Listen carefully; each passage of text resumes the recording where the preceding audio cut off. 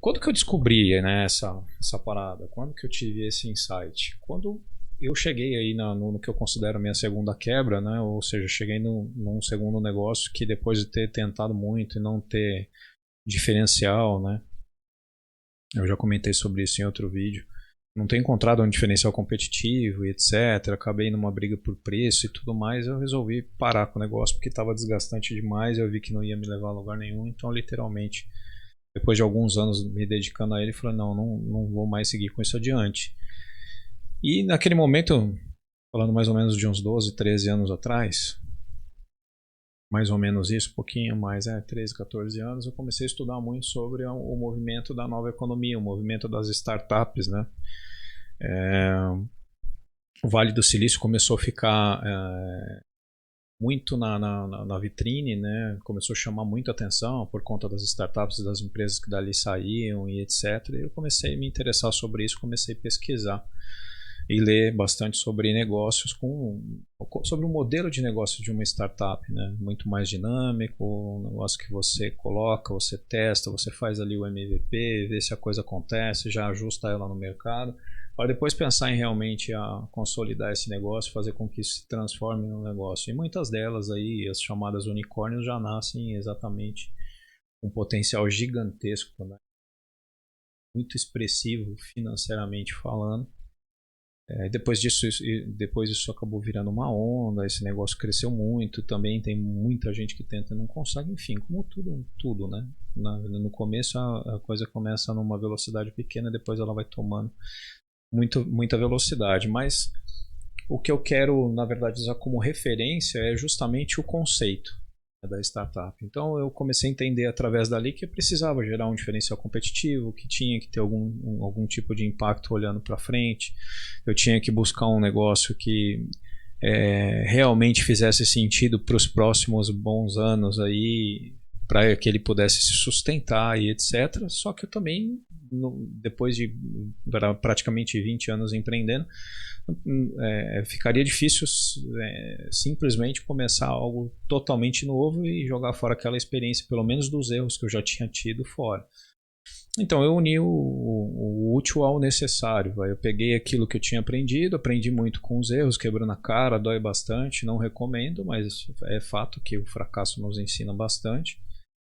Evite na medida que você puder evitar, se prepare ao máximo para que você consiga lidar com isso da melhor forma, ou evite passar por isso de forma demasiada, mas isso faz parte do jogo. Então peguei esse aprendizado ali na raça, na prática, e falei, não, agora eu preciso aplicar isso em algo que realmente tem esse conceito, que tem essas características, esses princípios, para ver como é que dá, porque esse caminho é um caminho que eu acredito que eu não tentei. E aí eu fui buscar, em cima de uma experiência que eu tinha, um negócio fora do Brasil, ou uma empresa que atuava com um negócio parecido com o que eu tinha na época.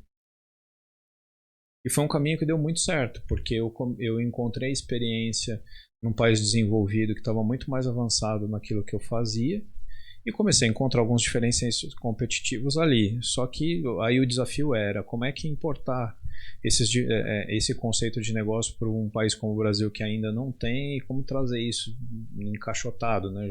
Aí a gente esbarra em flutuação cambial, nas questões de importar algumas soluções, e nesse negócio especificamente envolvia produtos químicos, inclusive, que a importação desses produtos, para quem mexe com isso sabe do que eu estou falando, ela é mais complexa, exige classificação de riscos e tudo mais, envolvia equipamentos de ponta que não existiam no Brasil, e envolvia uma técnica embarcada. A técnica embarcada foi o mais fácil, foi simplesmente eu criar coragem de pegar um avião, atravessar o mundo, ir lá e buscar esse know-how, entender o que eles faziam, entender que eu já sabia uma boa parte e aquilo que eu precisava melhorar e como que eu ia trazer e tropicalizar isso para o Brasil.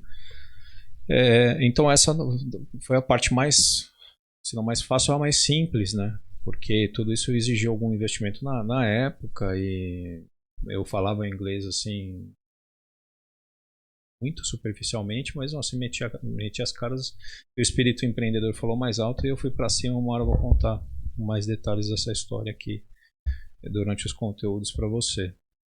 Mas o fato é que eu encontrei esse caminho e depois falei, tá bom, agora eu preciso entender como é que eu vou viabilizar, ou como é que eu vou encontrar no Brasil os recursos que eu preciso para fazer com que isso aconteça. Mas o que sustentou tudo isso e depois fez com que tudo isso desse muito certo, e eu vou comentar aqui nesse conteúdo, né, o quão certo, o tanto que deu certo esse negócio, foi justamente o conceito que tinha por trás, né?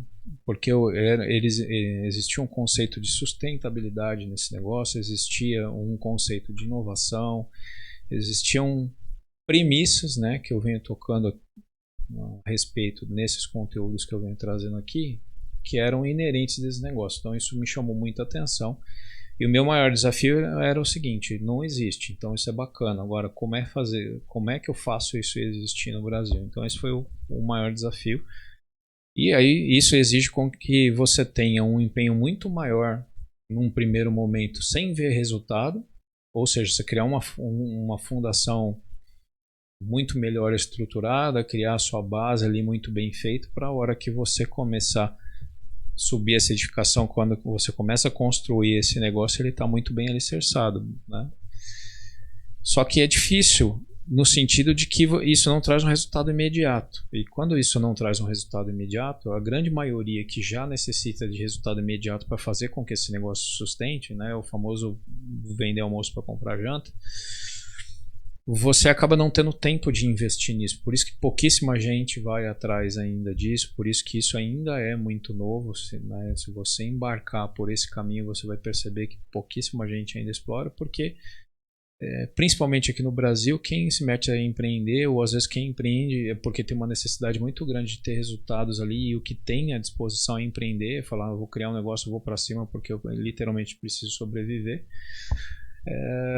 Acaba não tendo tempo, porque quando você inicia essa jornada, é uma coisa que você menos vai ter tempo, principalmente no começo, né?